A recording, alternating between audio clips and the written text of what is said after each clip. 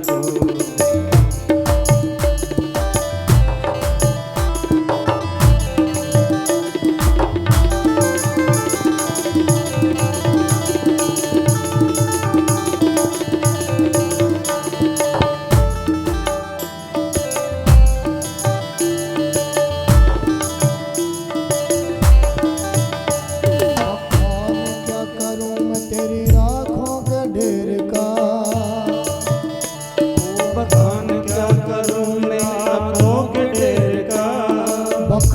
क्या करूं लाखों के ढेर का, भगवान क्या करूं मैं लाखों के ढेर का। जिस पर तजू में आज खजाना कुबेर का, जिस पर तजू में आज खजाना कुबेर का। गंगाधार मुक्ति द्वार ओमकार तू, गंगाधार मुक्ति द्वार ओमकार तू। आयो शरण तिहारी भोले तार तार तू, आयो शरण तिहारी भोले तार तार तू।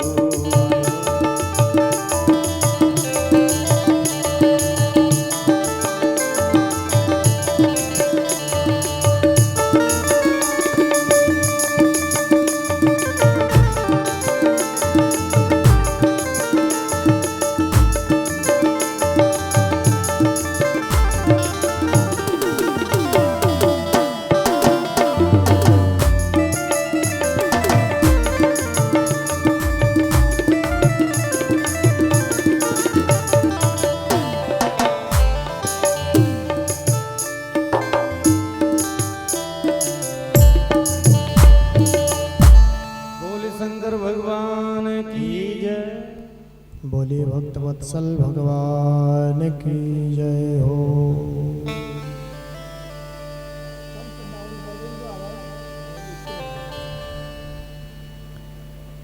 आज भगवान नारायण समस्त देवताओं को लेकर के कैलाश पर भगवान शिव के यहाँ पधारे और ऐसी स्तुति गाई सबने मिलकर के। बार बार स्तुति करी प्रसन्न करने के लिए भगवान नारायण ने कहा, हे प्रभु, देवताओं से अपराध तो हुआ, लेकिन फिर भी आप तो शिव हैं, कभी भी जीव के अवगुणों की तरफ आपका ध्यान जाता ही नहीं है। इनसे अपराध तो हुआ है, लेकिन अब आप इनको क्षमा करिए प्रभु। यज्ञ की पूर्णाहुति नहीं हुई है, आप कृपा करिए उस यज्ञ की पूर्णाहुति करवाइए, इन देवताओं को इनका अपना अपना भाग प्राप्त होवे। भगवान भोलेनाथ तीन संबंध हैं भगवान नारायण से, उनके तीन संबंध। सेवक, स्वामी, सखा, सिय पिय के। मेरे नारायण के वो सेवक भी है, सखा भी है और स्वामी भी है। आज परमात्मा नारायण अपने इष्ट की बात मान करके उस यज्ञ में आए। मेरा किसी से कोई द्वेष नहीं है, भगवान शिव ने कहा, लेकिन दक्ष महाराज जैसे अहंकारी जनों को शिक्षा के लिए दंड मिलना जरूरी है, इसलिए ये सब हुआ। कोई बात नहीं भैया, हे देवताओं, अब तुम्हें इस यज्ञ से यज्ञ का भाग मिलना चाहिए, इसलिए इस यज्ञ की पूर्णाहुति की तैयारी करवाई। सबने कहा, महाराज यज्ञ की पूर्णाहुति कैसे हो, यजमान तो मरा पड़ा हुआ है, बिना यजमान के कैसे पूर्णाहुति हो। भगवान शिव ने कहा, कोई बात नहीं है, हमारे ससुर जी इस यज्ञ के यजमान, उनको बकरे का मोह लगा दिया जावे, नंदी के साप को भी पूरा करना था। भगवान उस तत्व का नाम होता है जो सबके साप भी पूर्ण करे और सबके वरदान भी पूर्ण करे। बकरे का मुंह लगाया गया, क्यों? इसके पीछे संत जनों का सुंदर भाव है। नंदी का साप भी पूरा होना था। दूसरी बात, भगवान शिव ने कहा हमारे ससुर जी अपने पद को लेकर के, अपने अहम को लेकर के, अभिमान को लेकर के हमेशा मैं ही करते रहते थे। इसलिए भैया इनको मैं करने वाले बकरे का मोह ही लगा दिया जाए। बकरा भी तो मैं करता है ना, वो ममता से करता है मैं, और दक्ष महाराज अहंकार से, अभिमान से कर रहे थे। यज्ञ की पूर्णाहुति हुई, देवताओं को अपना अपना भाग प्राप्त हुआ। दक्ष महाराज ने बकरे के मुंह से भगवान की स्तुति गाई, बहुत सुंदर स्तुति, आंखों में आंसू लिए हुए। हे प्रभु क्षमा करना, पहले मैं जोश में था लेकिन अब होश में आ चुका, आप मुझे क्षमा करना। अपने पद को लेकर के, अपने धन को लेकर के, परिवार को लेकर के मैं बहुत अहंकार में था, क्षमा करना प्रभु। देखो तो सही, परमात्मा ने मेरे ऊपर कितनी बड़ी कृपा करी, मानव का जन्म दिया मुझे, सुंदर वाणी दी मुझे, लेकिन उस वाणी से, मानव शरीर से मैं आपका गुणगान नहीं गा सका। आपने बकरे का मुंह दिया, जीवन दान तो दिया, चाहे कुछ भी हुआ, क्षमा करो प्रभु। सबने भगवान की स्तुति करी। इस यज्ञ में लक्ष्मी नारायण प्रकट हो गए, ब्राह्मणों ने भी स्तुति करी, अपने अपराध की क्षमा मांगी। त्वं क्रतुस्त्वं हविस्त्वं हुतास स्वयं, त्वं हि मंत्रः समिद्धर्भपात्राणि च, त्वं सदस्यर्द्विजो दंपति देवता, अग्निहोत्रं स्वधा सोमाज्यं पशुः। सबने स्तुति करते हुए ब्राह्मणों ने कहा, हे प्रभु अपराध हुआ, हम जान ही नहीं पाए। अहंकारी व्यक्ति का संग करने से हमारा जीवन भी वैसा का वैसा ही बन गया। लेकिन अब समझ में आया, आप तो स्वयं ही यज्ञ का स्वरूप हो। हम जो यज्ञ कर रहे हैं, इस यज्ञ का स्वरूप तो आप स्वयं ही हो। यज्ञ में प्रयुक्त होने वाली समिधा आप ही हो, यज्ञ में प्रयुक्त होने वाली सामग्री आप ही हो। आप स्वयं ही यजमान हो, आप स्वयं ही देवता हो, आप स्वयं ही स्वधा हो, आप स्वयं ही मंत्र हो, आप स्वयं ही यज्ञ हो। कहाँ तक वर्णन करें हम। भगवान नारायण प्रकट हो गए और नारायण प्रभु ने सबसे कह दिया इस यज्ञ में, भैया बहुत ध्यान देने की बात। अहम ब्रह्मा च सर्वश्च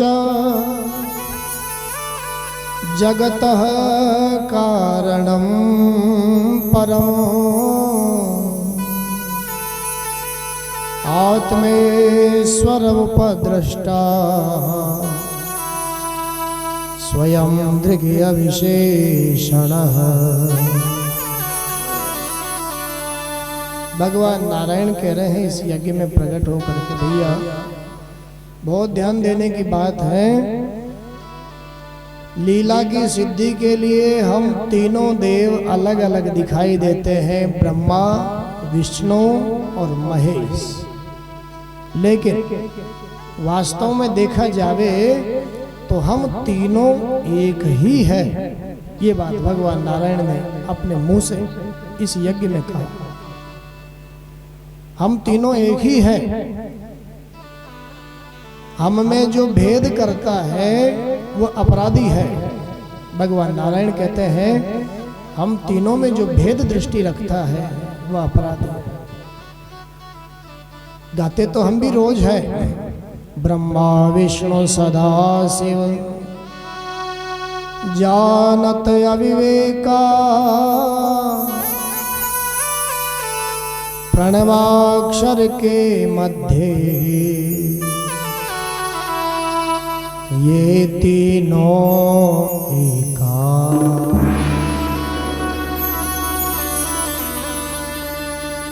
भैया हम तीनों एक ही है। और समझाया भगवान नारायण ने इस यज्ञ में प्रकट होकर के, भैया किसी का इष्ट शिव है और वह मुझसे द्वेष करता है नारायण से, तो भैया वह मुझसे द्वेष नहीं करता है, वह शिव से ही द्वेष करता है, क्योंकि हम तीनों में कोई भेद ही नहीं है। किसी ने मुझे इष्ट बनाया नारायण को और वह शिव से द्वेष करता है, शिव की निंदा करता है, तो वह शिव की निंदा नहीं करता, वह मेरी ही निंदा करता है।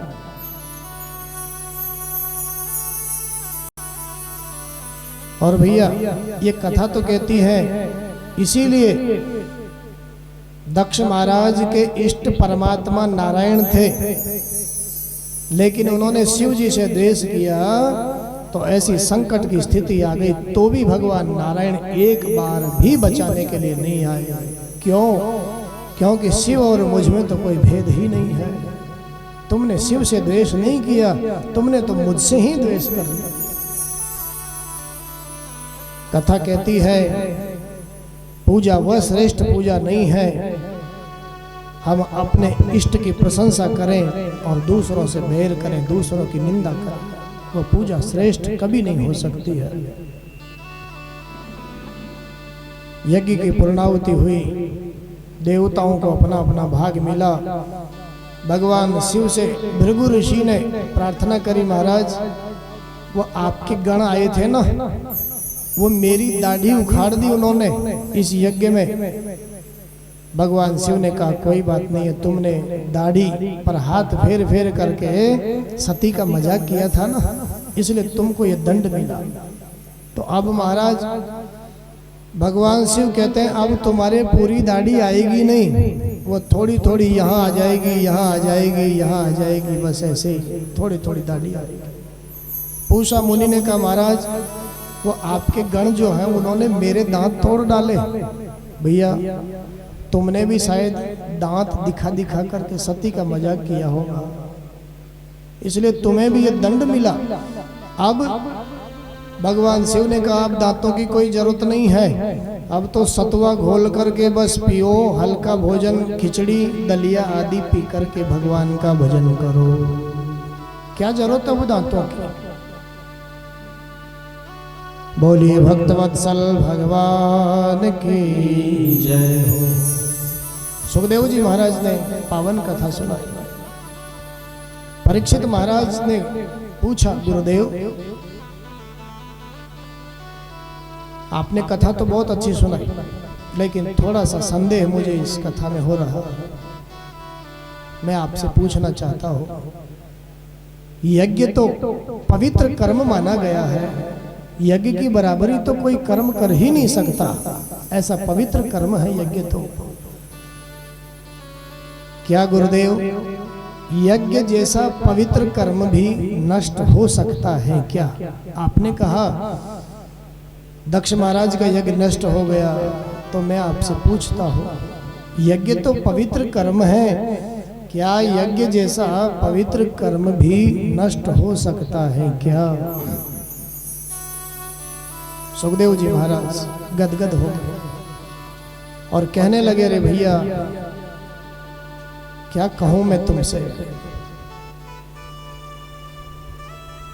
हे परीक्षित बहुत समझने की बात है, हाँ यज्ञ जैसा पवित्र कर्म भी नष्ट हो सकता है यदि उसका उद्देश्य ठीक नहीं है, तो यज्ञ जैसा पवित्र कर्म भी नष्ट हो सकता है।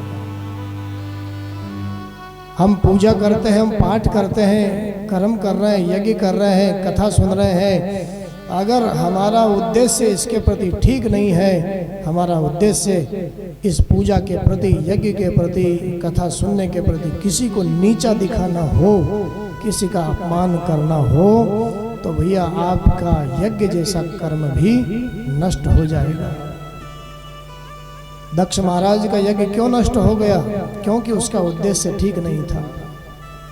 उद्देश्य तो यही था ना, शिव जी का अपमान करना ही तो उद्देश्य था, और तो कोई उद्देश्य नहीं था इस यज्ञ का।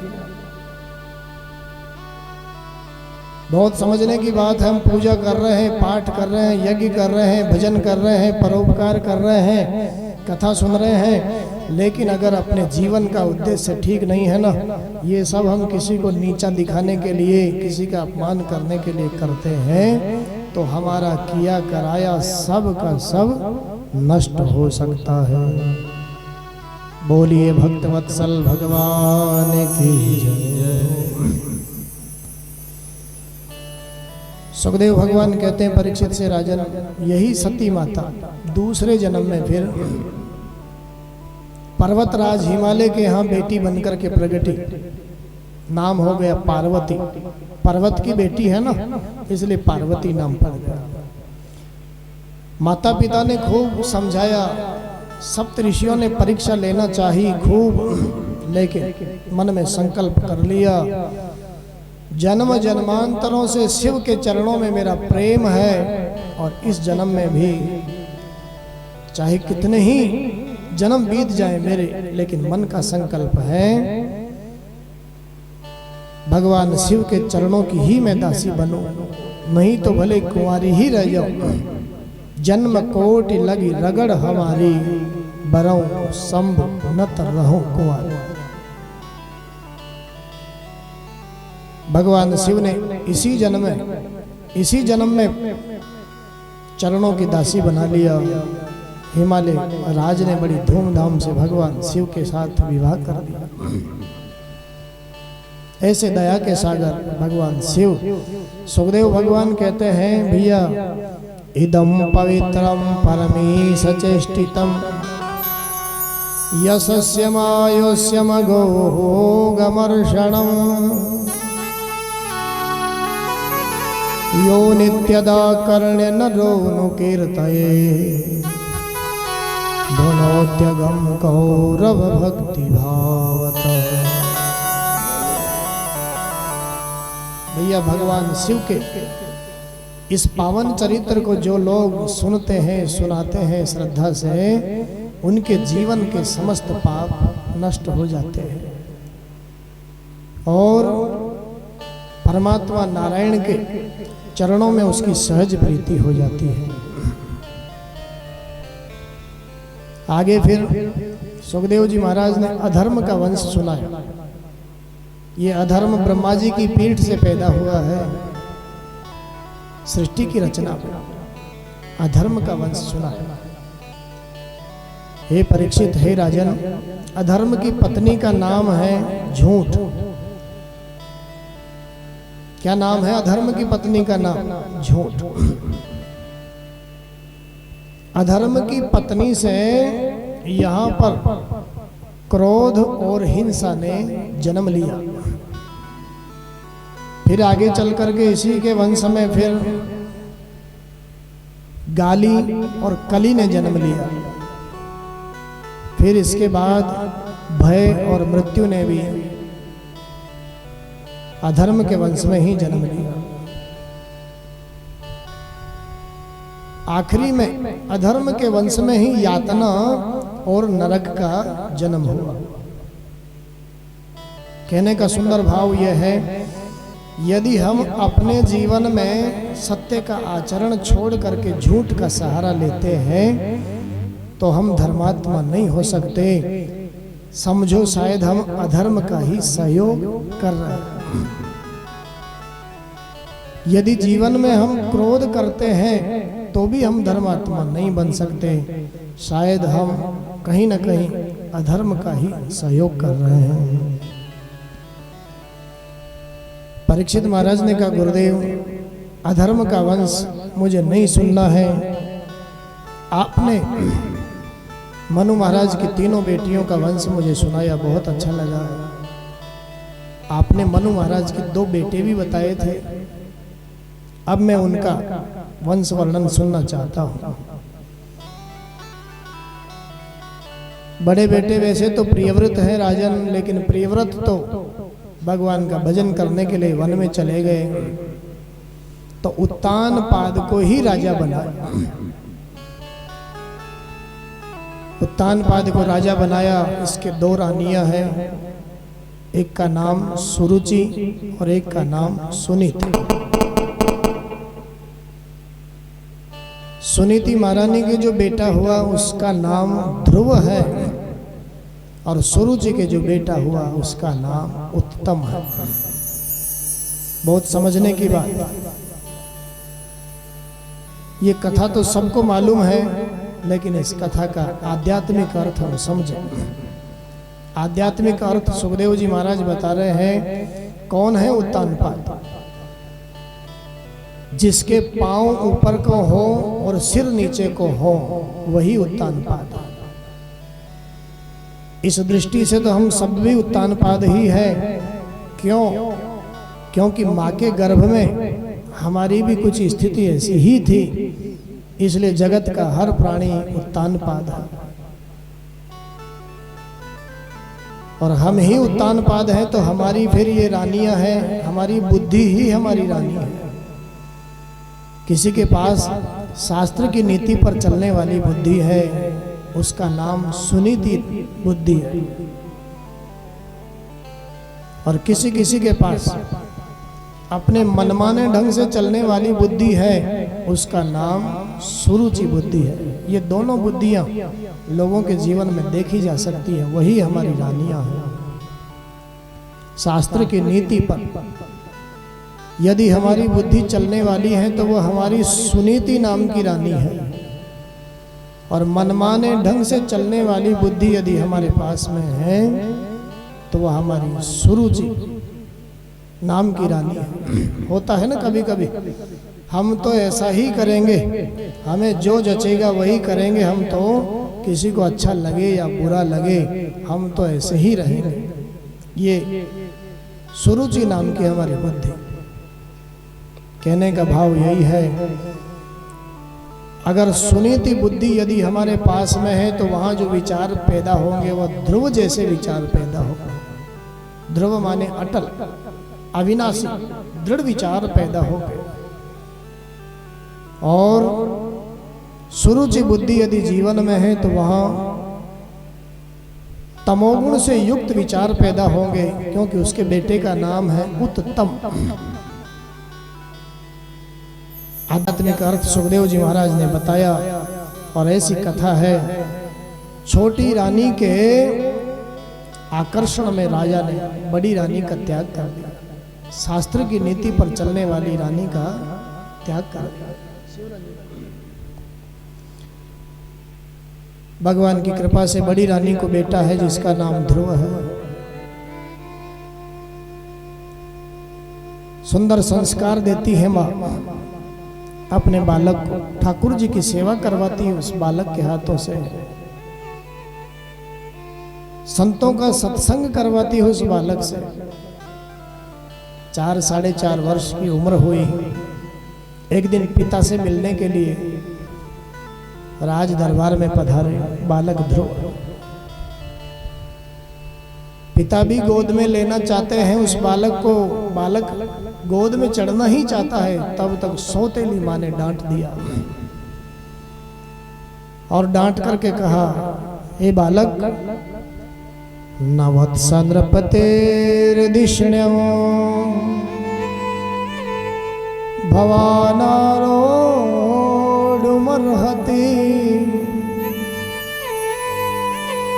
न गृहीतो मया यत्वं कुक्षावपि नृपात्मजः। सौतेली माँ ने डांट दिया, अरे बालक, तो इस सिंहासन पर बैठने लायक नहीं है, इस गोद में बैठने का अधिकारी नहीं है। क्यों? क्या ये मेरे पिताजी नहीं है क्या? अरे बालक, ये तेरे पिता जरूर हैं, लेकिन मैं तेरी माँ नहीं हूं, इसलिए इस सिंहासन का कोई अधिकार तुझे नहीं है। इस सिंहासन पर बैठने के लिए जितना तेरे पिता इनका होना जरूरी है, उससे कहीं ज्यादा जरूरी मेरा तेरी माँ होना है। क्या समझाऊं मैं तुझे, बालक बुद्धि है ना तेरी, ज्यादा ही इस सिंहासन पर बैठने की इच्छा है तो वन में जाओ, श्री हरि नारायण की उपासना करो और फिर नारायण प्रकट हो जाए, वरदान देने के लिए तैयार होवे तो वरदान में यही मांगना, हे प्रभु अब की बार छोटी माँ के गर्भ से मैं जन्म लूं, उसकी कोख से, मेरे कोख से मेरे बेटा बनकर के जन्मोगे ना, तब जाकर के फिर इस सिंहासन पर बैठने का अधिकार तुम्हें मिलेगा। सुखदेव भगवान कहते, परीक्षित 4-4.5 वर्ष के बालक ध्रुव का सौतेली माता ने ऐसा अपमान किया, वचन रूपी वाणों से हृदय बिंद गया, छिद गया, ऐसी स्थिति हो गई जैसे कोई सोते हुए सांप को डंडे से मार दे और उसके बाद उस सांप की जो स्थिति हो, लंबी लंबी श्वासें लेते हुए पहुंचे अपनी मां के पास।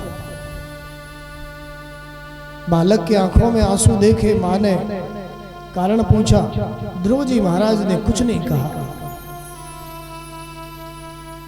राजा ने जो राज सेवक भेजे पीछे पीछे, उन राज सेवकों ने मां को सारी बात बताई। ध्रुव जी महाराज ने कुछ नहीं कहा। क्यों? बहुत सरल शब्दों में समझिए, जो भगवान का प्रेमी है उसको जगत में किसी से कोई शिकायत नहीं होती है, किसी से कोई बैर नहीं होता। अपने मुंह से कुछ नहीं कहा, राज सेवकों ने मां को सारी बातें बताई और मां ने भी बालक ध्रुव को अपनी गोद में उठा करके अंक से चिपका करके आंखों से आंसू बहाते हुए कहा, बेटा मां मंगलम तात परे सुमं स्था भुंक्ते जनो यत् परदोखदस्ता सत्यम सुरुच्या भीतं भवान में यदुर्भगाया उदर गृहीता। बेटा मैं तो कहती हूँ, चाहे तुम्हारी सौतेली माँ ने तुम्हें कुछ भी कहा, लेकिन मैंने तो तुम्हें यही संस्कार दिए हैं और आज फिर से कहती हूँ, बेटा जगत में किसी का भी अमंगल मत सोचो कभी भी। क्या सुंदर उपदेश कर रही है अपने बालक को माँ सुनी थी। शास्त्र की नीति पर चलने वाली माँ है। बेटा इस संसार में कभी किसी का बुरा मत सोचो, सोचना ही है तो अच्छा सोचो ना अपनी तरफ से। हमारे बुरा सोचने से क्या होने वाला है? सामने वाले का बुरा हो कि नहीं हो, लेकिन दूसरे का बुरा सोचने से अपना स्वयं का बुरा उसी दिन से होना आरंभ हो जाता है। बेटा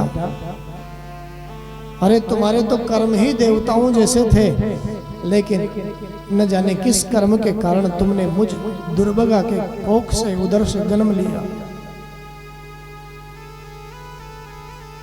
बेटा मैं तो कहना चाहती हूँ,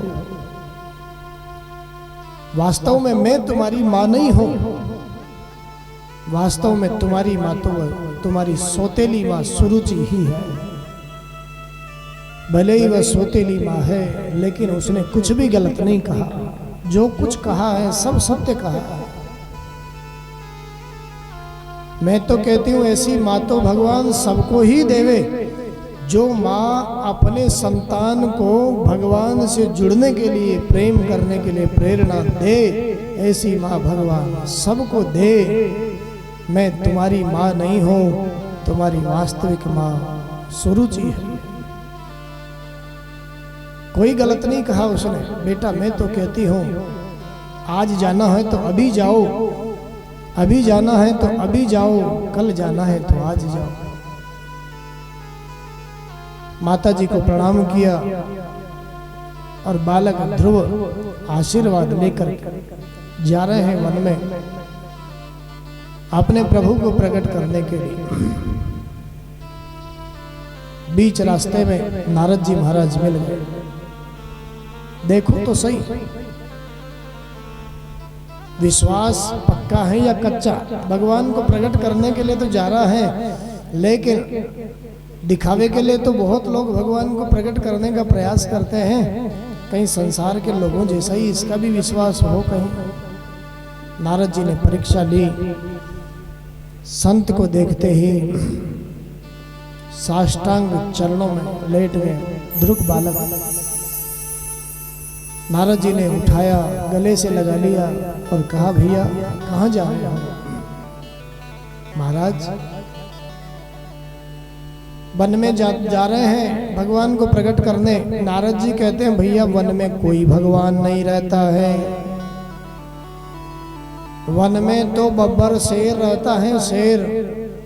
कोई भगवान नहीं रहता वन में। भगवान तो प्रकट होंगे कि नहीं होंगे, लेकिन वह शेर तुम्हारा नाश्ता कर जाएगा वन में। ध्रुव जी महाराज हंस करके कहते हैं, 4-4.5 वर्ष की उम्र है बाबा। मेरी माँ कहती है उस शेर में भी वही भगवान है जिसको मैं प्रकट करने जा रहा हूँ। सब जगह वही परमात्मा।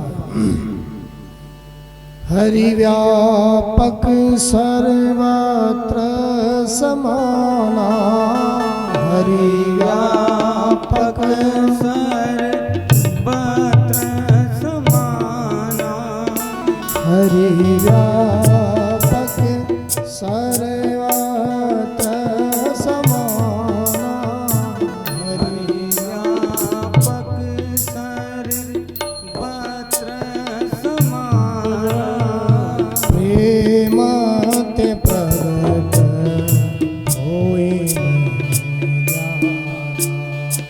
प्रेम ते प्रगट होई मैं जाना, प्रेम ते प्रगट होई मैं जाना, प्रेम ते प्रगट होई मैं जाना, प्रेम ते प्रगट होई मैं जाना, प्रेम ते प्रगट होई मैं जाना।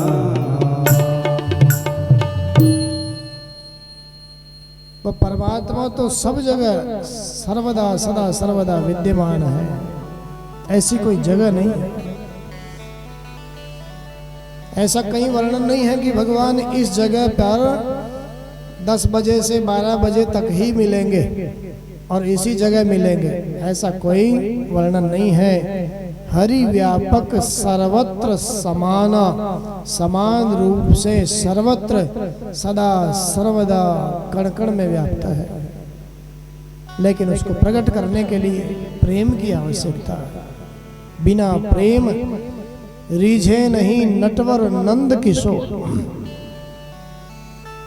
ठाकुर प्रेम बिना नहीं मिलता, चाहे कर लो कोटि उपाय। जैसे जगत की लकड़ी, लकड़ी में आग है, ऐसी कोई लकड़ी नहीं है जिसमें आग नहीं है। लकड़ी लकड़ी में आग है, लेकिन उस आग को प्रकट करने के लिए थोड़ा प्रयास करना पड़ता है, थोड़ा घर्षण करना पड़ता है। ऐसे ही इस ईश्वर को पाने के लिए कुछ कष्ट उठाए जाते हैं। बालक ध्रुव की परीक्षा ली। नारद जी महाराज ने कहा, ओहो देखो तो सही इन क्षत्रियों के महान तेज को। सौतेली माँ ने थोड़ा अनादर क्या कर दिया। 4 वर्ष के बालक क्षत्रियों के खून में उबाल तो देखो आप। 4 वर्ष के बालक के खून में उबाल आ गया, और 4 वर्ष का बालक बड़े बड़े योगियों को जो दुर्लभ है उस परमात्मा को प्रकट करने के लिए चल दिया। बोलिए भक्तवत्सल भगवान की जय। आज समझ लिया, विश्वास पक्का है। गले में कंठी बांध दी, दीक्षा दे दी और कान में मंत्र दे दिया।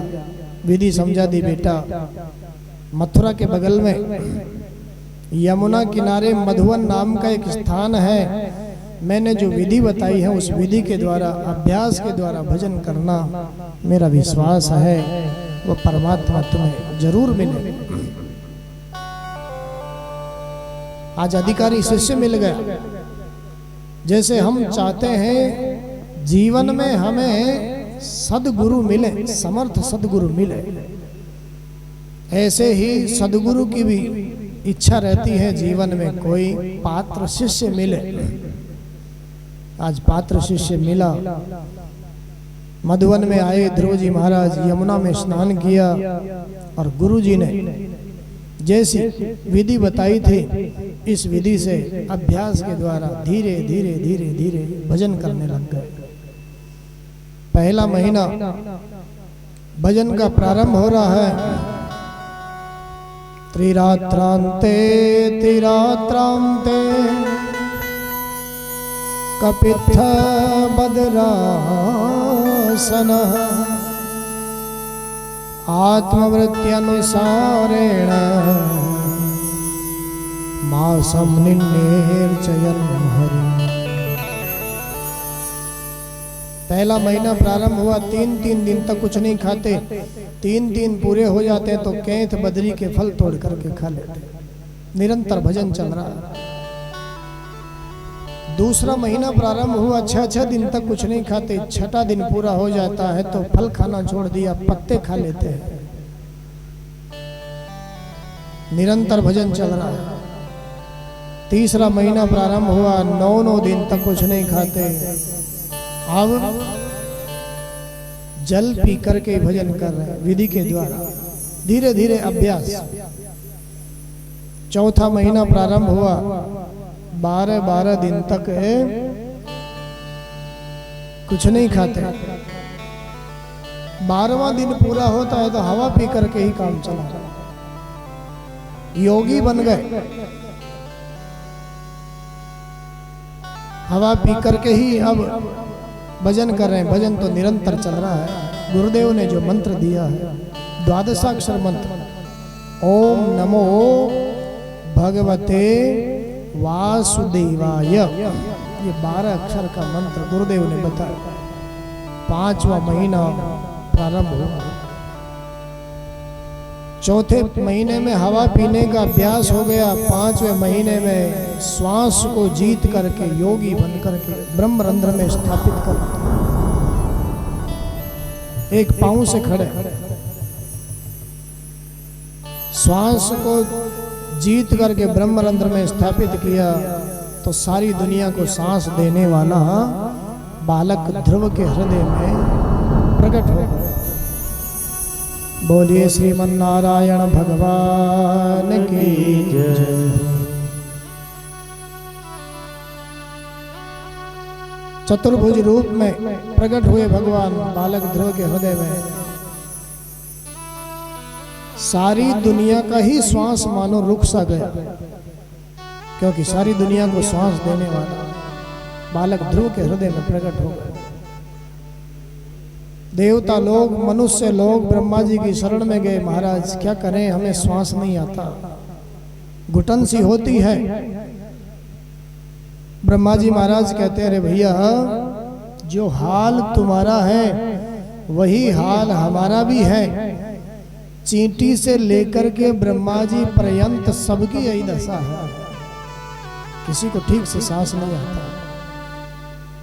ब्रह्मा जी से बात करी, ब्रह्मा जी ने मेरे नारायण प्रभु से, भगवान ने कहा डरो मत, हे ब्रह्मदेव सबसे कह दीजिए डरने की जरूरत नहीं है। मेरा छोटा सा भक्त बालक, उसने मेरी कठोर तपस्या करी है छोटी सी उम्र में। अभी मैं जाऊं उसके दर्शन करके आऊं, सब कुछ ठीक हो जाएगा। सुखदेव भगवान कहते हैं अपने सेवक, अपने भक्त का दर्शन करने के लिए भगवान मधुवन में आए, लेकिन भक्त तो आंखें नहीं खोलता है। भगवान ने सोचा कैसा भोला भंडारी है, कब से खड़ा हूं, दर्शन देने के लिए, लेकिन ये तो भीतर की झांकी कोई देख करके तृप्त हो रहा है। भीतर की झांकी को अंतर्धान किया मेरे परमात्मा ने, हड़बड़ा कर की व्याकुलता से आंखें खोली, बाहर वही झांकी दिखाई दे रही। स्तुति करना चाहते हैं लेकिन स्तुति करना नहीं आता है, करने का मन तो है। होंठ हिल रहे हैं बालक ध्रुव के। मेरे परमात्मा ने अपना ज्ञानमय शंख कपोल से स्पर्श करवाया। सारा का सारा ज्ञान बालक ध्रुव के हृदय में उमड़ पड़ा। क्या नहीं हो सकता परमात्मा की कृपा हो जाए तो। मूकं करोति वाचालं पंगुं लंघयते गिरिं यत् कृपा तमहं वन्दे परमानन्दमाधवम्। क्या नहीं हो सकता परमात्मा की कृपा हो जाए तो। गूंगा व्यक्ति बोलने लग जाए, बहरो सुने, मूक पुनि बोले, अंधरे को सब कछु दर्शाए, चरण कमल बंदों हरि राम। क्या नहीं हो सकता। चरण कमल बंदों हरि राम, चरण कमल बंदों हरि राम, चरण कमल बंदों हरि राम। जाकी कृपा पंगु गिरि लंगे, जाकी कृपा पंगु गिरि लंगे, अंधरे को सब कछु दर्शाए, चरण कमल बंदों हरि राम, चरण कमल बंदों हरि राम। बोलिए भक्तवत्सल भगवान की जय। सारा का सारा ज्ञान बालक ध्रुव के हृदय में उमड़ गया, प्रकट हो गया और सुंदर स्तुति करी परमात्मा की। योऽन्तः प्रविश्य मम वाचमिमां प्रसुप्तां संजीवयत्यखिल शक्तिधर स्वधाम्ना।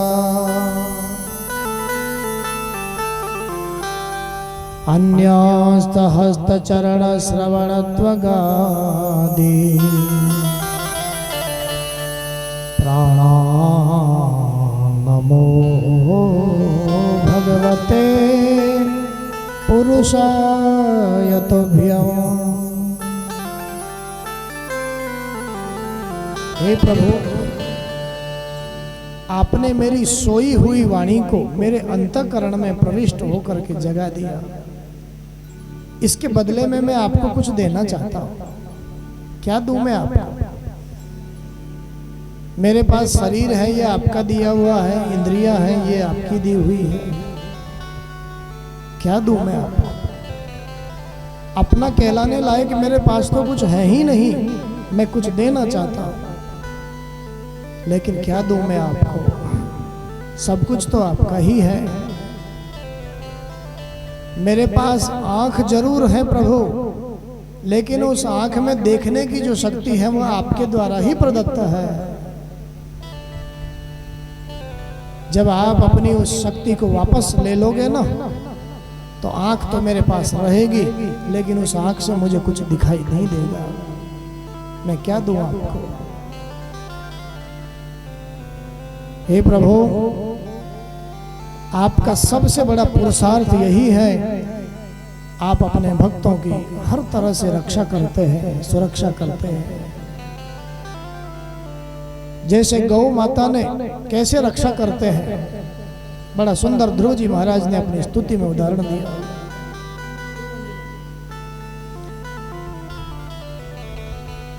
कैसे रक्षा करते हैं आप प्रभु। सत्याशिषो हि भगवंस्तव पाद पद्मा मासीस्तवानुभजत पुरुषार्थ मूर्ति। कैसे रक्षा करते हो भगवान। ध्रुव जी महाराज कहते हैं जैसे वन में जाकर के किसी गौ माता ने अपने बछड़े को जन्म दिया और बछड़े को जन्म दे करके उसके जीवन में जन्म देने के बाद में जितनी गंदगी है उस सारी की सारी गंदगी को गौ माता ने अपने जीभ से चाटना प्रारंभ कर दिया। इस कारण से गौ माता को वत्सला कहते हैं। ठीक वैसे ही अपने भक्त के अपने प्रेमी के जीवन में जिस प्रकार से जितने भी अवगुण हैं गंदगियां हैं, मेरे परमात्मा भी अपने भक्तों की सारी गंदगी का, सारे के सारे पापों का, सारे के सारे अवगुणों का हरण कर लेते हैं, चाट लेते हैं उनको। इसलिए भगवान का नाम भी भक्त वत्सल है। बोलिए भक्त वत्सल भगवान की जय। ध्रुव जी महाराज कहते हैं प्रभु बछड़े को सारी गंदगी को चाट करके गौ माता ने अभी अभी जिसने जन्म लिया है स्वच्छ बना दिया।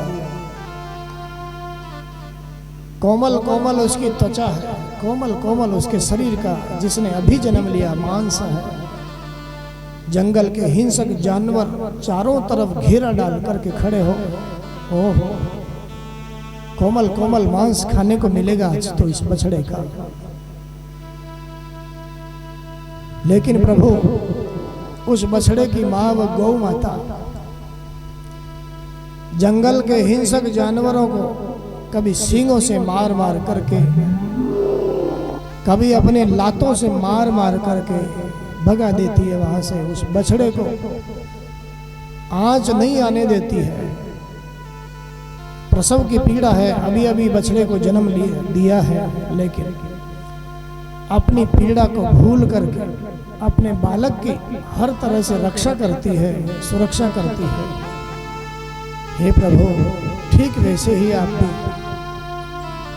जीव के दुर्गुणों को अवगुणों को भूला करके हर तरह से आपका जो प्रेमी हो जाता है, शरणागत हो जाता है, उसकी रक्षा करते हैं, सुरक्षा करते हैं। इसीलिए आपका नाम भक्त वत्सल है। जैसे गौ माता अपने बालक की रक्षा करती है, हे प्रभु मैं तो कहूँगा यही आपका सबसे बड़ा पुरुषार्थ है। बोलिए भक्त वत्सल भगवान की जय। लौट करके आए, माता पिता ने अगवानी के लिए रथ हाथी घोड़े जुतवाए, लेकिन ध्रुव जी महाराज कहते हैं हे पिताजी अब किसी रथ में बैठने की इच्छा ही शेष नहीं है, किसी हाथी पर बैठने की इच्छा शेष नहीं है, अब किसी सिंहासन पर बैठना नहीं चाहता। पुत्र को योग्य समझा, उत्तानपाद महाराज ने राजगद्दी पर बिठाया, रानियों के साथ वन में चले गए। 36,000 वर्षों तक ध्रुव जी ने राज्य प्रशासन किया। और इस समय में एक घटना घटी, सौतेले भाई उत्तम को यक्षों ने मार डाला। उनके बगीचे को उजाड़ने के लिए गए, मना किया, नहीं माने, युद्ध हुआ, यक्षों के युद्ध में मारे गए उत्तम। सुखदेव भगवान कहते हैं उत्तम के वध का समाचार सुन करके ध्रुव जी महाराज को इतना क्रोध आया, इतना क्रोध आया, धनुष बाण उठा करके सैकड़ों निरपराध यक्षों को मौत के घाट उतारा।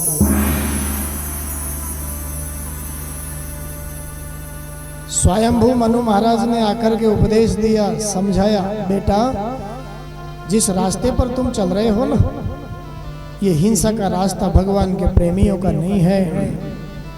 भगवान के प्रेमियों का तो सारे संसार ही मित्र है, सारा संसार ही उनका मित्र है। एक उद्दंड भाई की मौत के बदले में तुमने सैकड़ों को मार दिया, ये कहाँ का न्याय है? उपदेश किया, युद्ध से विरक्ति हुई। परीक्षित महाराज कहते हैं गुरुदेव समझ में नहीं आया, भगवान का दर्शन होने के बाद में भी काम क्रोध जैसे विकार जीवन में रह सकते हैं क्या? सुखदेव भगवान कहते हैं हाँ भैया, भगवान के दर्शन के बाद में भी काम क्रोध जैसे विकार जीवन में शेष रह सकते हैं। क्यों? क्योंकि ध्रुव जी महाराज को भगवान का दर्शन तो मिल चुका था, लेकिन अभी सत्संग किसी का नहीं मिला था। तो इसका मतलब गुरुदेव भगवान के दर्शन से भी ऊंची चीज है सत्संग। इसका मतलब तो यही हुआ। सुखदेव जी महाराज कहते हैं हाँ राजन, तुमने ठीक समझा। अगर भगवान के दर्शन से सत्संग ऊंची चीज नहीं होती तो भैया दर्शन तो तुमने भी अपनी माँ के गर्भ में कर लिया था भगवान का। आज मेरे पास यहाँ गंगा तट पर सत्संग करने का क्या प्रयोजन होता तुम्हारा? क्या आवश्यकता थी? दर्शन तो तुमने भी माँ के गर्भ में कर ही लिया था। दर्शन के बाद में भी जीव के जीवन में काम क्रोध जैसे विकार रह सकते हैं, लेकिन वास्तविक सत्संग जीव को मिल जावे तो भैया फिर काम क्रोध लोभ जैसे विकार जीवन में शेष नहीं रह सकते हैं। अपने बेटे को राजगद्दी पर बिठाया और फिर मृत्यु के सिर पर पांव रखकर भगवान के अटल धाम को ध्रुव जी महाराज पधारे। ग्लानि से भगवान को भजा, सौतेली माँ के अपमान के कारण, तो भगवान ने अटल धाम ध्रुव जी महाराज को प्रदान कर दिया, अविनाशी धाम प्रदान कर दिया। क्या हम लोग परमात्मा को हृदय से पवित्र भाव से भजें तो क्या हमारी नैया पार नहीं हो सकती? क्या जरूर हो सकती है, लेकिन उसके लिए जीवन को सुधारने के लिए पहले सत्संग जरूरी है। राम जी की कृपा से सत्संग मिले और सत्संग से फिर विवेक जागृत होवे, और विवेक जागृत हो तो फिर ऐसे कर्म करें हम जिससे हमारा आवागमन छूट जाए। बोलिए भक्तवत्सल भगवान की जय हो। आइए, विश्राम का समय हो चुका है। ध्रुव जी महाराज के इस प्रसंग के साथ हम कीर्तन के साथ विश्राम करें, प्रार्थना के साथ विश्राम करें, फिर 2 बजे बाद पावन कथा श्रवण करें। ओ तीनों लोकों में है जग से निराला, गोपाला मेरे मन बसदा। तीनों लोकों में है जग से निराला, गोपाला मेरे मन बसदा। तीनों लोकों में है जग से निराला, गोपाला मेरे मन बसदा। मन बसदा मेरे दिल बसदा, मन बसदा मेरे दिल बसदा। मन बसदा मेरे दिल बसदा, मन बसदा मेरे दिल बसदा। तीनों लोगों में है जग से निराला, गोपाला मेरे मन बसदा।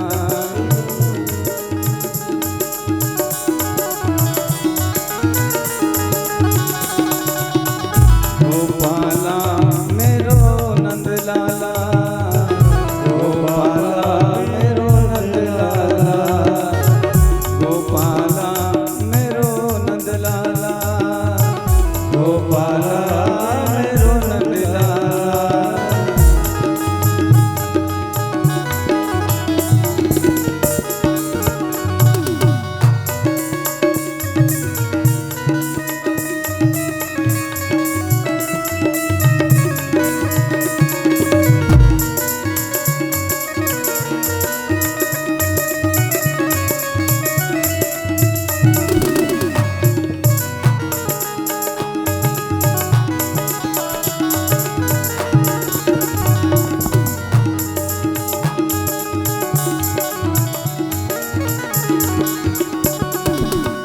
नील वरण तन श्याम है इसदा,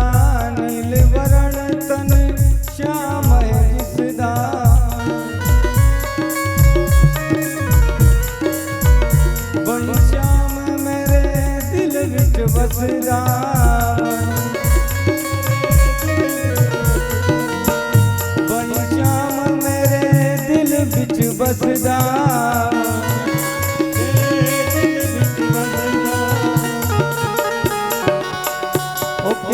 ओ कैसी सांबली सलोनी छवि वाला